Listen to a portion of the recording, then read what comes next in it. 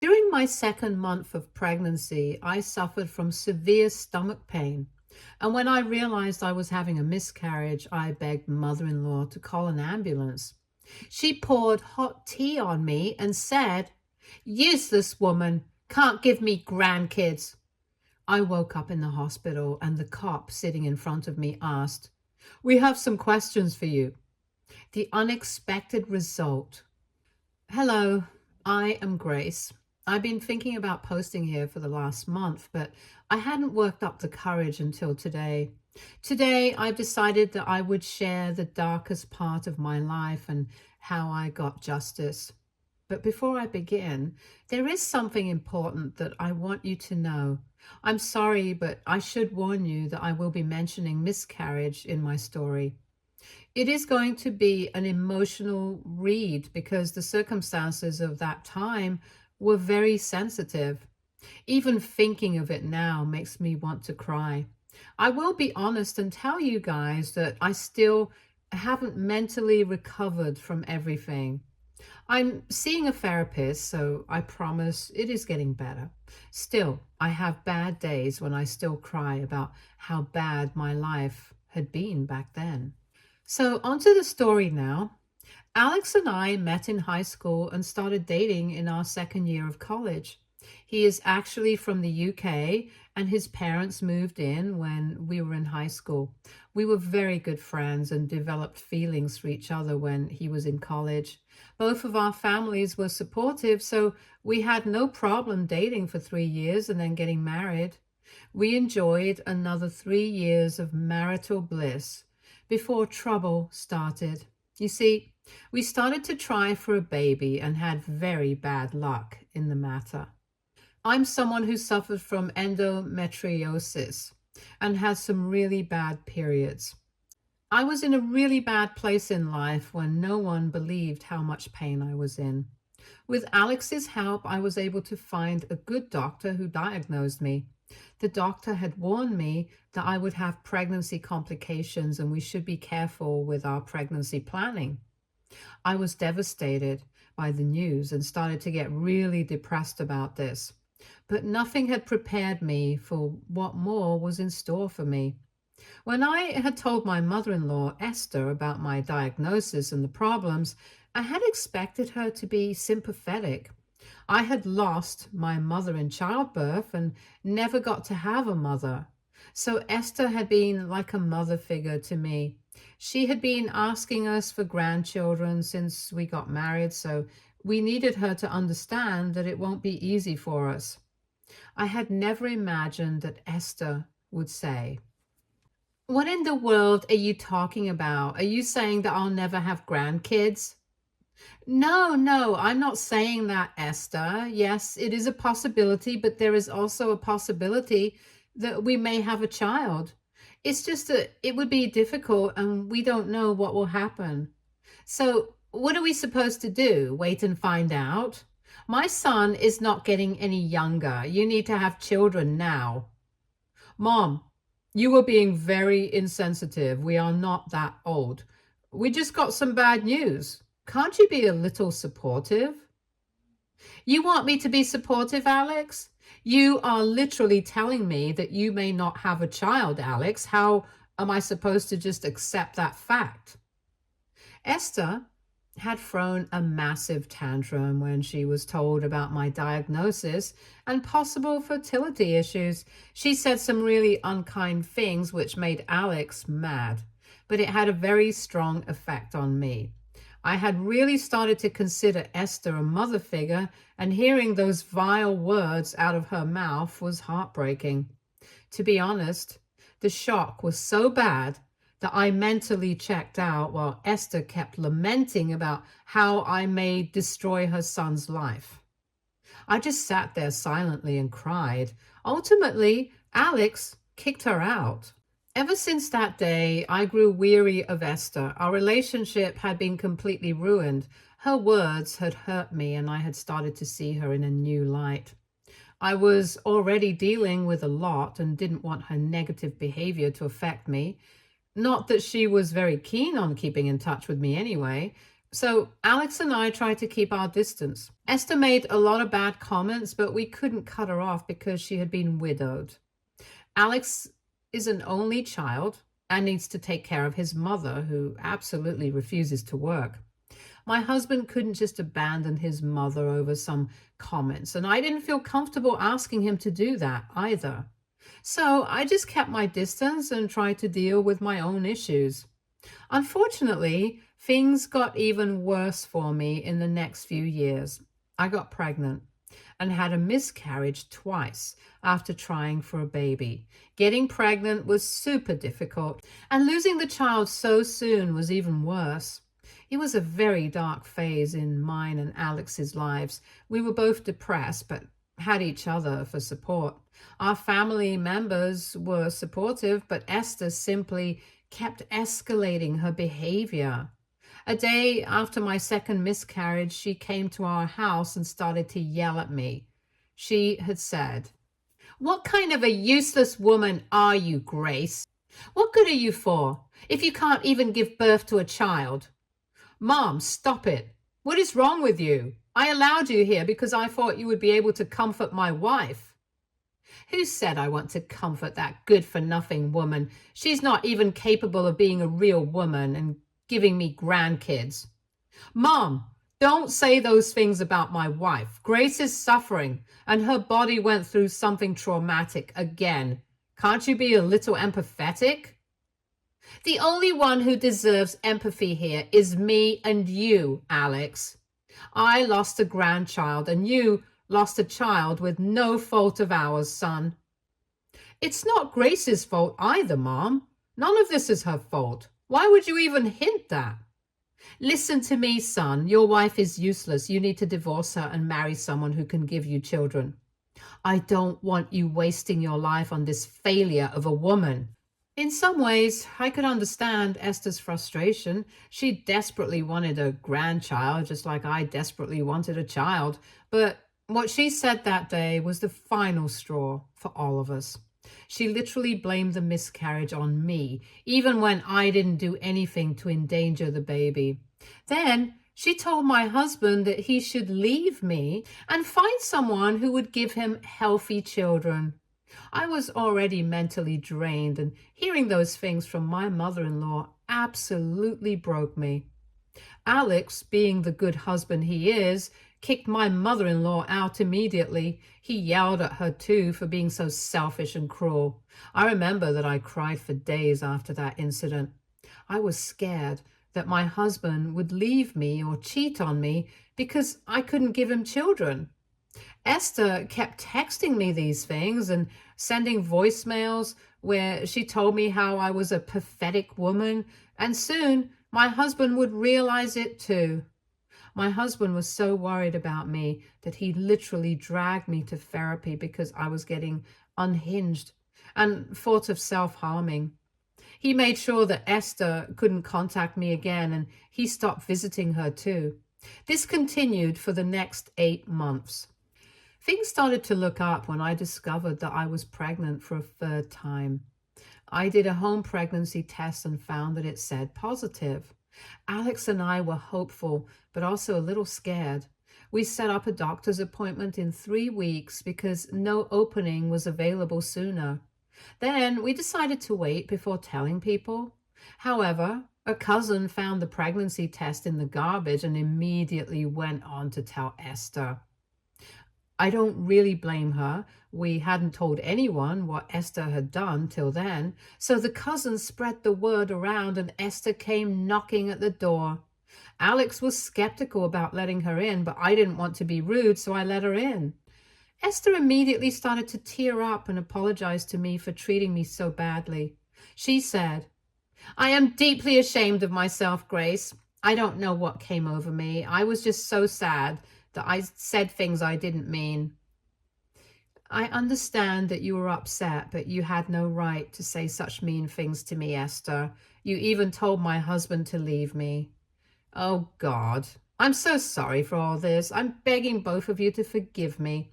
Please give me a chance to make it up to you." How do you think you can make this up to my wife, Mom? I don't think you can make it better again. I know now that you have high-risk pregnancies, Grace. I can stay with you and take full care of you till you give birth. I already live off of you anyway. Let me at least be of some help. That day, we hadn't given Esther an answer.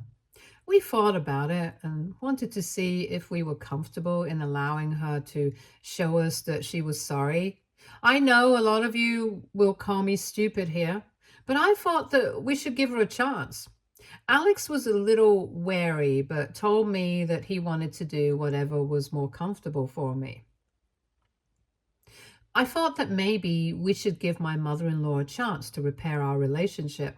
I was hoping that my third pregnancy would be a success. And in that case, I didn't want to keep my baby from Esther, no matter what happened between us. I thought she still didn't deserve to get cut off from our child. Again, I desperately wanted back the motherly relationship I had with her, so I stupidly allowed her into my home. That was a big mistake, but also a blessing in disguise. Esther moved in with us and started to take good care of me. I will be honest and say that she was doing a great job. She rarely let me do anything and told me to rest all the time. She cooked, cleaned, and did all the house chores. I really started to feel like I had my old mother-in-law back. She apologized to me a lot of times and told me that losing father-in-law had been hard on her. So a child would bring her some positivity in her life. That's why she had reacted so badly. I didn't exactly buy her excuses, but didn't want to rock the boat. Alex was also pretty happy to see us getting along, and he secretly told me that he was relieved someone was taking care of me 24/7. I was really starting to think that things would go back to normal like before. Oh boy, I was wrong. Just 2 days before I was due for my doctor's appointment, I started to have intense cramping in my stomach. I thought that I was 2 months pregnant, so that cramping wouldn't be a good sign. I was dreading what would come next. Sure enough, I spotted blood in underwear and immediately started to cry out. I had known from previous experience that these were symptoms of a miscarriage. When I realized that, I started to cry loudly and panicked a lot. The stomach pain was getting a little worse and the bleeding too increased. So I rushed downstairs to find my mother-in-law and saw that she was sitting in the kitchen making tea. The moment she saw my crying face and the specks of blood on my legs, her face turned hard. I went to her and said, "We need to go to the hospital, Esther. I think I'm having a miscarriage again." "How is that any of my problems?" "You can take yourself to the hospital if you want." "I can't drive in this state, Esther. I'm already feeling a little dizzy. Please, just take me to the hospital." "No, I'm not taking you anywhere. I'm not your servant. I was here to make sure my grandchild was safe, but you couldn't even carry a child after getting all the care in the world." "What are you even saying, Esther? This is a medical emergency and you're being so cruel. You were here to help and I need help, Esther." "Then find someone else because I am not helping you. You are losing my grandson anyway, so it's not like I should slave myself for you anymore." My pain was getting bad and my head was throbbing. I knew that my blood pressure was spiking and I needed to get to the hospital because something drastic happened. So I ignored Esther's cruel words and begged her to drive me to the hospital. I tried to take her hand in mine to beg her, but instead she purposefully dumped her tea on my hands. I was in shock at what she did. The shock of the entire situation was so bad that I didn't even feel the pain creep in. Esther just looked at me disgusted and said, "Don't you dare touch me, you filthy woman. Stay away from me, for God's sake." Did you just pour tea on me?" "Yes, I did, because you deserve it. I wish you get a third-degree burn and die or something. Maybe then we would be finally free from your useless self." What are you saying, Esther? You literally burned me while I was going through a miscarriage. How could you do this?" You are a useless woman who can't even give me grandkids. You deserve what I did. Now get away from me. I want nothing to do with a woman like you." I was going mad with pain and crying my eyes out while my mother-in-law kept insulting me and telling me what a horrible woman I was. She had no remorse for what she did and was adamant that she didn't even want to drive me to the hospital. Through my pain, I even heard her say that she wished I died that day. The woman is absolute trash. But that day was the first time I realized that she was downright dangerous. After being in agony for 10 minutes and begging Esther to take me to the hospital, I was on the verge of fainting. My survival instincts kicked in and I started to think of ways to get to the hospital. I knew calling Alex would be of no use since he wouldn't be able to get there on time, so I had only one other option. I immediately called 911. They were my only hope. I don't know how the 911 operator understood my request for an ambulance over my crying, but she sure did send me one. The ambulance was there in 10 minutes and they immediately took me to the hospital.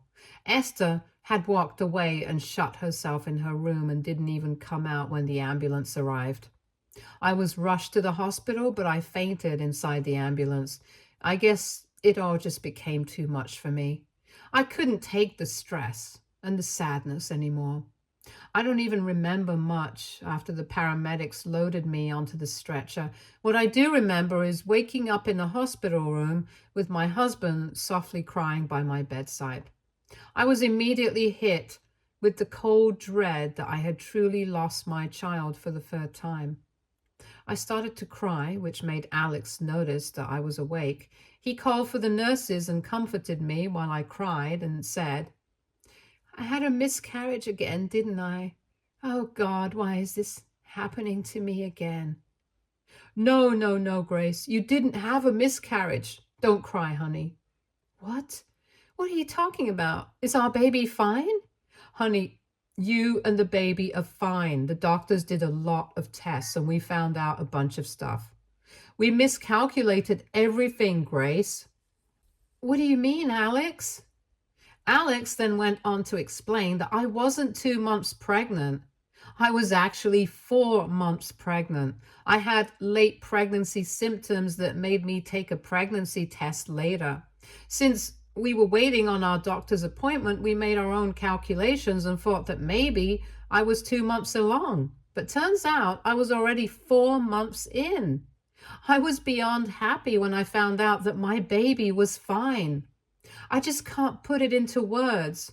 I kept thanking the universe and hugging Alex while he soothed me. The doctors came by shortly to see me, and they explained why I had the bleeding and stomach cramp. From what they had discovered after running tests, I was having quite some pregnancy complications. They had diagnosed me with preeclampsia and placenta previa. I was having a very high-risk pregnancy and needed to be on bed rest. My blood pressure was also extremely high, probably because of the turmoil at home. After the doctors left, I started to feel a little better. I heard everything from my husband. I said, "So is the baby really all right?" "Yes, honey, the baby is all right now." "You heard the doctors right. They are positive that this pregnancy will be a successful one, even with everything." I don't know what to say, Alex. God protected our children, and so did the doctors. I can't wait to go home and share this news with everyone. Honey, I don't want to bother you right now, but I think there are some things that we need to discuss. I'm afraid it can't wait. Seeing Alex's glum face, I immediately knew what we were going to talk about. My hormones were a mess, so I simply started to panic when Alex mentioned talking about what happened. My blood pressure spiked again, and the nurses rushed in to make sure I didn't get too excited or panicked. When they finally left, Alex looked broken and didn't even meet my eyes. He said in a soft voice, "It's all because of her, isn't it, Grace?" I don't know what to say, Alex. I can't believe what your mother did. She just No, don't tell me anything right now, Grace. I don't want you to keep repeating what happened to everyone who comes asking. Just wait here. I will be back. Please, just don't panic. Mom will never come near you now. Alex comforted me and made sure that I wouldn't panic. Then he left the room and started speaking to someone who was in the hallway. When he came back in, I saw that he was accompanied by two people. They weren't just normal people, guys. Alex had actually returned with cops. He came to my side, took my hand, and said, I called the police on my mother, Grace. I saw what happened to you. I know that something has happened at the house. Something did happen at the house, Alex. You need to tell the officers here what happened, Grace. I don't want you to recount this multiple times. Tell us what happened. Ma'am, we really need to know the full story to see what we can do with your mother-in-law. She's denying everything, so we need your statements. We just need to ask some questions. If you are not uncomfortable recounting what happened, you can keep your answers short. The cop sat in front of me and talked to me in a soft tone. He wasn't pushy and didn't want to upset me. He just wanted to ask some questions and needed short answers. I wasn't in the situation to recount the whole thing anyway, so I was grateful for this option. Still, I was a little skeptical, so I looked at my husband and he just held my hand and told me to answer them if I was comfortable. So I told the cops to ask away. The cop said, Ma'am, is the burn on your hands self-inflicted? No, I didn't do this to myself. Was it an accident? I don't think so. I know someone did this on purpose. Is your mother-in-law the one who did this to you? Yes. She did this to me, and I think she did it on purpose. Were you trying to hurt her or fight her in any way? I mean, is there a chance that she did this in self-defense? No, I was in pain and thought that I was having a miscarriage. I wasn't in the state to attack her or make her feel unsafe. I just tried to hold her hand and beg her to take me to the hospital. That's when she poured the tea on me. Why do you have reasons to believe that she would do this on purpose? She wasn't remorseful after it happened and told me that I deserved it for losing her grandchild. She didn't even help me when I was in pain. She just walked away and shut herself in her room. The cops listened to me carefully and took down notes as well. I tried to recount everything without breaking apart and crying my eyes out again. Alex was by my side, and he didn't look very good.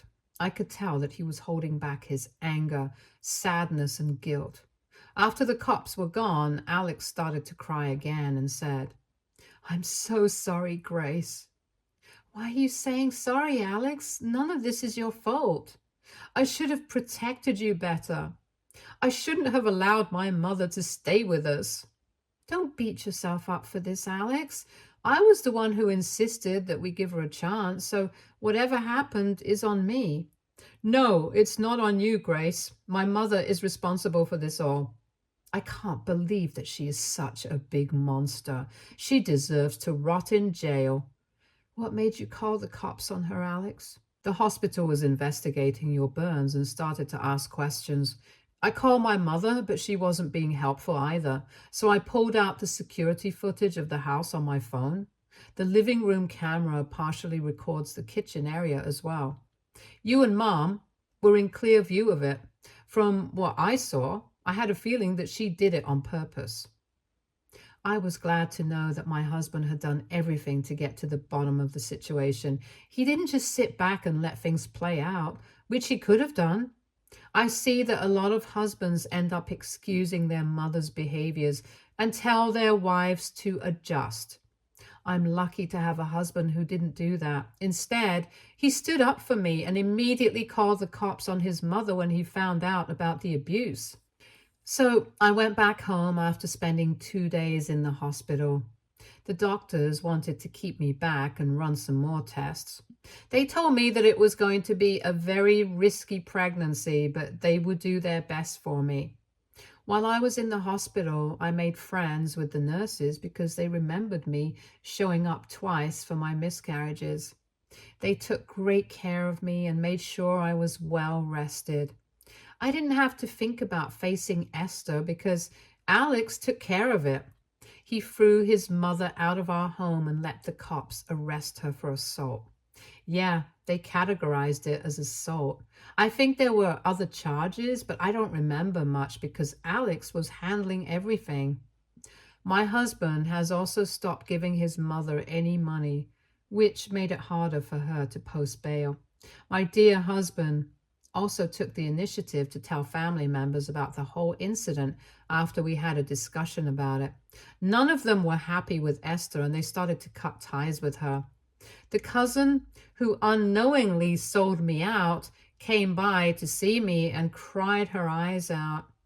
She felt guilty about telling Esther about my pregnancy. I assured her that she wasn't at fault because she didn't know. We made up, and she came by to help me settle in after getting discharged from the hospital. You may think that I would end my story here. My mother-in-law went to jail. I got my justice, but God had something more planned for me. Yes, Esther did eventually get out of jail after posting bail and showed up at our house. Alex dealt with her and told her that he would call the cops if she dared to come by the house again. Apparently, Esther still tried to pin all the blame on me and begged him to leave me. But Alex shut the door in her face and told her to get lost. The next time I saw her was 6 months later when we went for our final court hearing. Esther got a suspended sentence due to being a first-time offender and had to pay a lot of fines, plus my medical bills. She was going into debt and was forced to get a job.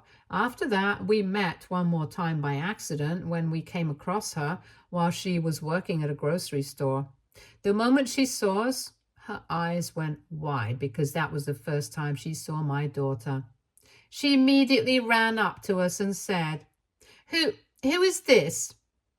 This is our child, our precious little daughter. No, that is impossible. This cannot be true. You couldn't have a daughter this fast. Oh, but we did, Esther. You see, when I was taken to the hospital, I thought I was miscarrying, but God was on my side and saved my baby. All this while, I was pregnant and had a beautiful baby girl. Oh my God, I have a granddaughter. Esther tried to reach out and touch my child. In an instant, Alex was in front of the stroller and blocked Esther from touching our daughter. My dear mother-in-law looked shocked and just stood there with a stunned expression on her face. Alex said in a firm tone, This is not your granddaughter. Yes, she is our child, but she is definitely not your granddaughter. What? What are you saying, Alex? Of course this is my granddaughter. You lost the right to be called a grandmother a long time ago. We won't allow an abusive and dangerous woman like you anywhere near her. Esther was completely taken aback by Alex's words. She looked like she had been slapped. Tears filled her eyes and her lips quivered. She actually started to cry and said, Why are you being so mean to me, Alex? How do you still have the audacity to ask me that question? Did you forget what you have done? You can't hold one mistake over my head, Alex. Surely you won't keep me away from my granddaughter. Oh, believe me, I never wanted you in the house in the first place. I talked about cutting you off a long time ago. It was Grace who asked me to give you a chance, and you paid her back nicely for trusting you. Esther now started to cry, and that made a few people look up and see what was going on. I was glad that this little confrontation happened in a public place where Esther wouldn't be able to attack me. Yes, I did have a restraining order against her, but I let this one incident go because she wasn't there on purpose. Also, I wanted to rub it in her face that I did have a child, but she won't get to be a grandparent to her. Esther was begging Alex to let her have a relationship with our daughter, but he remained stoic. So she turned to me and said, I know that I have done you many wrongs, Grace, but I Stop right there, Esther. Don't finish that sentence. I've been there and done that. I know that you will try to make excuses for yourself. I truly made a huge mistake and I already paid for my actions. Please forgive me and let me have a relationship with my grandchild. I promise I will be good. We have been there and done that too, Esther. You had one chance and you blew it. You don't get another because you don't deserve it. Don't you want your child to have a grandmother? Yes, I did want that a long time ago. But when I found out what a monster you are, I've decided that my daughter is better off without having a grandma. So no, Esther, you won't be forgiven and won't be back in our lives or my child's. Esther cried and kept begging us not to cut her off completely, but we didn't entertain her anymore. We simply walked away without even getting anything. Esther tried to follow us, but Alex reminded her that we still had a restraining order in place. So my mother-in-law had to stay back at the store while we walked away with our daughter. I remember the way she looked at us in regret and understood how badly she had messed up. I will remember that face for life because it was the ultimate justice for me